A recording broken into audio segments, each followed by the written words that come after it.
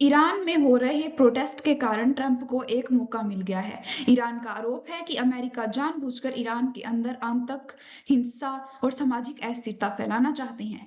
लेकिन सवाल सिर्फ इतना नहीं है कि अमेरिका क्या कर रहा है, असली सवाल ये है कि आगे क्या होगा। जिस ईरान को कभी अमेरिका की आंखों में आंखें डालकर जवाब देने वाला माना जाता था, आज वही ईरान अंदर से हिलता हुआ दिखाई दे रहा है। और ठीक ऐसे वक्त में डोनाल्ड ट्रंप की निगाहें एक बार फिर सीधे ईरान पर टिक चुकी हैं। वही ईरान जो ईरान को वही ट्रंप जो ईरान को दुनिया का सबसे खतरनाक देश कहते रहे, जो खुलकर कहते रहे ईरान को झुकना ही पड़ेगा, आज ऐसे हालत बनते दिख रहे हैं जो ईरान बिखर रहा है। और ट्रंप को मौका मिल रहा है जिसका वो सालों से इंतजार कर रहे थे। क्या अमेरिका अब सीधे ईरान के सिस्टम को कंट्रोल करना चाहते हैं? क्या इंटरनेट प्रदर्शन और अस्थिरता सब एक बड़ी रणनीति का हिस्सा है? जैसा कि हम लोग जानते हैं कि ईरान में आज इंटरनेट जो है पूरे तरीके से कनेक्शन कट कर दिए गए हैं और बड़े पैमाने पर प्रदर्शन हो रहे हैं और अस्थिरता बनी हुई है। तो क्या ये सब कुछ ट्रंप की रणनीति का हिस्सा है? और क्या अब वो दिन दूर नहीं जब ट्रंप ईरान पर सिर्फ दबाव नहीं बल्कि पूरा कंट्रोल करना चाहते हैं? आज इस वीडियो में हम उसी खेल को समझेंगे जो दिखता कुछ हो रहा है लेकिन अंदर ही अंदर बहुत बड़ा धमाका छुपाए बैठा है। ईरान के गुस्से के पीछे की असली वजह क्या है और ट्रंप की ईरान को लेकर असली योजना क्या है? चलिए शुरू करते हैं। Iran unrest, anti-government street protests erupt in Tehran. Some marchers shout, Pahlavi will return. Pahlavi will return. Huge anti-government protests in Tehran and other Iranian cities. Iran में जो है बड़े पैमाने पर प्रोटेस्ट चल रही हैं, लेकिन इसका फायदा जो है ईरान की जो आंतरिक बिगड़ती स्थिति है, आंतरिक खराब स्थिति है, इसका फायदा कहीं ट्रंप को होने वाला है।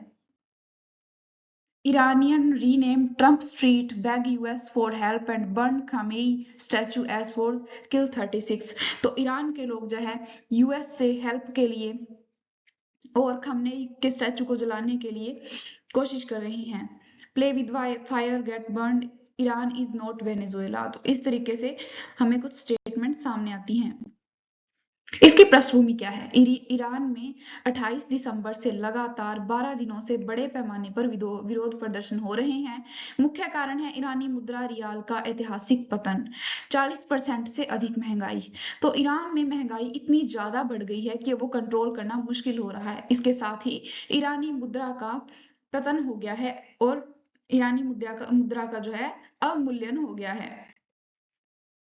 अमेरिकी प्रतिबंध भी इसमें एक बड़ा रीजन है। सरकारी भ्रष्टाचार और कुप्रबंधन। प्रदर्शन 100 प्लस शहरों में हो रहा है, सभी 31 प्रांतों में फैल चुके हैं।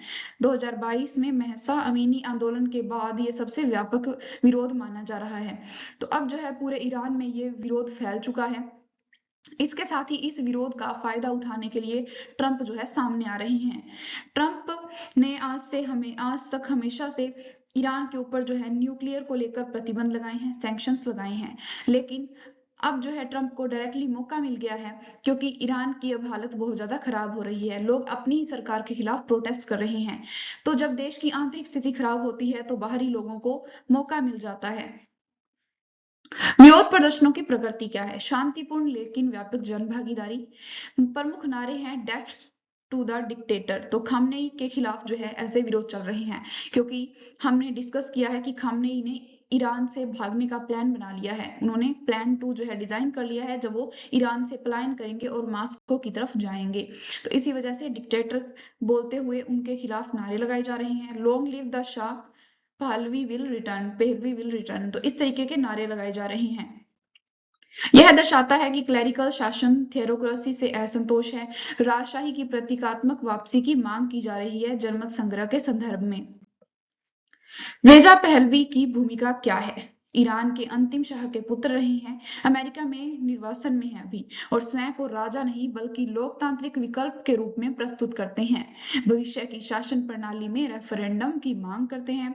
सोशल मीडिया एक्स के माध्यम से विरोध प्रदर्शन को नैतिक समर्थन भी दे रहे हैं। अंतर्राष्ट्रीय समुदाय से हस्तक्षेप की अपील और पश्चिमी देशों के लिए स्वीकार्य ओपोजिशन फेस। तो इस तरीके से ये प्रोटेस्ट को सपोर्ट भी कर रहे हैं और अंतर्राष्ट्रीय समुदायों से हस्तक्षेप की अपील भी कर रहे हैं। मानवाधिकार की स्थिति क्या है? विभिन्न आंकड़े जैसे कि HRANA 34 यहाँ पे 34+ प्रदर्शनकारी जो है मर चुके हैं, 2200 से ज्यादा गिरफ्तार कर लिए गए हैं। ईरान ह्यूमन राइट्स में 45 मृत हैं और 8 उनमें से बच्चे हैं। अल्पसंख्यक क्षेत्र में कुर्द और लोर में अधिक हिंसा और दमन देखने को मिलता है। इंटरनेट जो है पूरे तरीके से कनेक्शन कट कर दिया गया है, इंटरनेट ब्लैकआउट हो गया है, जिसकी वजह से लोगों में व्यापक असंतोष है। अभिव्यक्ति की स्वतंत्रता का उल्लंघन हो रहा है, डिजिटल दमन का उदाहरण है। तो बेसिकली इंटरनेट को कट करना यहाँ पे यही उद्देश्य है इसका कि ये विरोध ज्यादा से ज्यादा ना फैले, लेकिन ये विरोध बढ़ता ही जा रहा है, जिससे बाहरी शक्तियों को एक चांस मिल जाएगा। ईरान राज्य की प्रतिक्रिया है, सरकारी मीडिया द्वारा विरोध को कम करके दिखाया जा रहा है। खाली सड़कों के वीडियो दिखाए जा रहे हैं कि सड़कों पर कोई भी नहीं है। ईरान में प्रोटेस्ट शांत हो चुके हैं। इसके साथ ही विरोध जो है उसको कम करके दिखाया जा रहा है कि विरोध धीरे धीरे शांत होता नजर आ रहा है। खamenei का बयान है कि प्रदर्शनकारियों से बात करें, लेकिन दंगाइयों को उनकी जगह दिखाएं। यह सॉफ्ट प्लस हार्ड पावर का मिश्रण दर्शाता है। मतलब कि उनका कहना है कि प्रदर्शनकारियों से बातचीत भी करी जाए, लेकिन जो कुछ ज्यादा ही दंगे कर रहे हैं उनको उनकी जगह यानी कि जेल भी दिखाई जाए।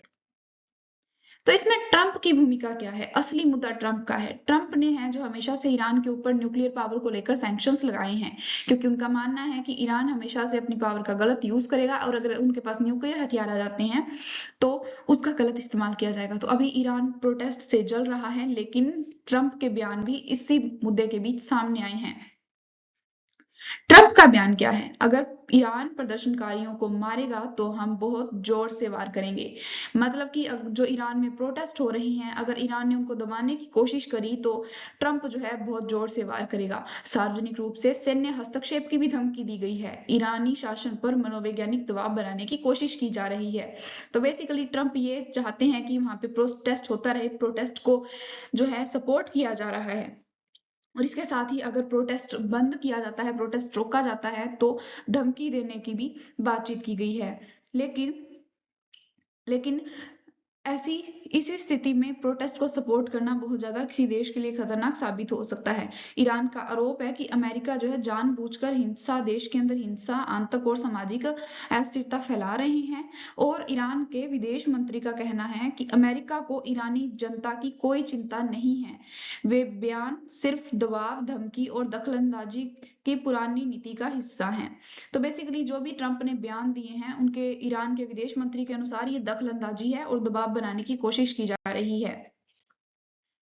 ट्रंप के इंटेंशंस क्या है? ब्राजील में प्रेशर स्ट्रेटजी, जिसका ट्रंप बहुत ज्यादा यूज करते हैं। उद्देश्य है ईरान की थियोक्रेटिक सरकार को अस्थिर करना, सैन्य धमकी देकर डेंटरेंस टूल के रूप में इसको यूज करना, और इसके साथ ही प्रत्यक्ष युद्ध से जो है अधिक फियर होगा, इकोनॉमिक प्रेशर बनेगा और इंटरनल कोलैप्स भी हो सकता है। इसी वजह से युद्ध को थोड़ा इग्नोर किया जा रहा है, लेकिन ट्रंप ने सैन्य कार्यवाही की धमकी दी है। डोमेस्टिक पॉलिटिकल मैसेजिंग क्या है यूएस की तरफ से? ट्रंप खुद को दिखा रहे हैं फ्रीडम डिफेंडर, स्ट्रॉन्ग लीडर। तो इस तरीके से ट्रंप जो है खुद की स्ट्रॉन्ग इमेज बना रहे हैं। चुनावी रणनीति में, राजनीति में ईरान के खिलाफ सख्त रुख अपनाया जा रहा है। कंजर्वेटिव बेस को संतुष्ट करना इनका उद्देश्य है। इस तरीके से ट्रंप का जो इंटेंशन है वो ईरान को लेकर काफी ज्यादा सख्त है। वो चाहते हैं कि ये प्रोटेस्ट होते रहें और यहाँ पे खamenei की सरकार गिर जाए और उसके बाद से ट्रंप को कुछ मौके मिल सकते हैं। ईरान न्यूक्लियर डील लेवरेज, संदेश क्या है? अगर ईरान बातचीत नहीं करता तो अस्थिरता बढ़ेगी। जेडी वेंस का बयान है कि स्मार्टेस्ट ऑप्शन इज नेगोशिएशन। तो बेसिकली बातचीत करने को यहाँ पे प्रेफरेंस दी जा रही है। अगर बातचीत नहीं की जाती है तो अस्थिरता और ज्यादा बढ़ेगी, यानी कि प्रोटेस्ट से बार्गेनिंग चिप जो है वो इंक्रीज होगी। चाइना रशिया एक्सिस को काउंटर करना। ईरान जो है चीन रूस धुरी का अहम सदस्य है। ईरान में अस्थिरता इस धुरी को कमजोर कर सकती है। और अमेरिका जो है हमेशा से ही चाइना और रशिया का ऑपोजिशन में रहा है और इनके विरोध में रहा है, लेकिन इन तीनों का ये एक्सिस है। अगर इसमें से ईरान जो है कमजोर पड़ता है तो बाकी दो भी कमजोर पड़ जाएंगे। तो हो सकता है कि इनका एक्सिस कमजोर पड़ जाए और इसी को कमजोर करना ट्रंप का उद्देश्य है। अगर ये एक्सिस कमजोर हो जाता है तो ट्रंप के लिए इसको काउंटर करना इजी हो जाएगा। डायरेक्ट वॉर से बचाव। अभी तक कोई वास्तविक सैन्य कार्रवाई नहीं की गई है, लेकिन ट्रंप कंट्रोल्ड एस्केलेशन चाहते हैं, युद्ध नहीं।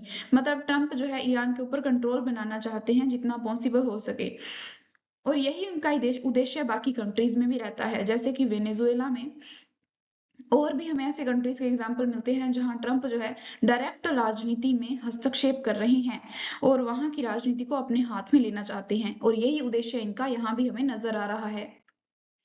अंतर्राष्ट्रीय प्रक्रिया की बात करें तो अमेरिका खुला समर्थन दे रहे हैं ट्रंप में होने वाले विद्रोहों को। इसके साथ ही जेडी वेंस जो कि उनके वाइस प्रेसिडेंट हैं। यूरोप अब तक सतर्क और मौन है, यूरोप का कोई रिस्पॉन्स नहीं आया है इस पे। मानवाधिकार संगठन जो है दमन की आलोचना कर रहे हैं।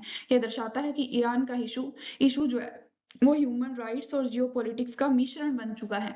मतलब ईरान में मानवाधिकारों पर फोकस ना करके जियोपॉलिटिक्स पे ज्यादा फोकस किया जा रहा है। अब ये फोकस हो रहा है कि कौन सा देश ईरान के ऊपर अपना प्रभाव बढ़ा सकता है। भारत के लिए इसकी क्या प्रासंगिकता है? ईरान भारत संबंध, चाबहार पोर्ट हमने अफगानिस्तान तक जाने के लिए चाबहार पोर्ट ईरान में डेवलप किया है। अगर इसी तरीके से ईरान में अस्थिरता बनी रहती है तो उसे चाबहार पोर्ट के जो रेगुलेशन है उस पर प्रभाव पड़ सकता है। इसके साथ ही ऊर्जा सुरक्षा भी प्रभावित होगी। अस्थिरता का प्रभाव वेस्ट एशिया में तेल की कीमतों पर पड़ेगा, और इसके साथ ही जो भारतीय प्रवासी वेस्ट एशिया में रहते हैं, ईरान में रहते हैं, उनके ऊपर भी ये प्रभाव पड़ सकता है।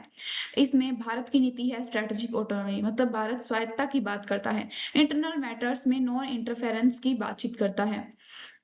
ईरान में हो रहे प्रोटेस्ट उस देश का इंटरनल मैटर है, और इसमें जो है किसी बाहरी कंट्री द्वारा इंटरफेयर किया जाना उस देश की संप्रभुता के खिलाफ होगा। तो इससे निष्कर्ष क्या निकलता है? ईरान में विरोध केवल आर्थिक नहीं, राजनीतिक वैधता का संकट है। रेजा पहलवी प्रतीकात्मक नेतृत्व कर रही हैं, लेकिन अभी इसके ठोस विकल्प जो है नहीं है। मतलब कि रेजा पहलवी जो है वो इनका नेतृत्व कर रही हैं और इन प्रोटेस्ट को सपोर्ट कर रही हैं।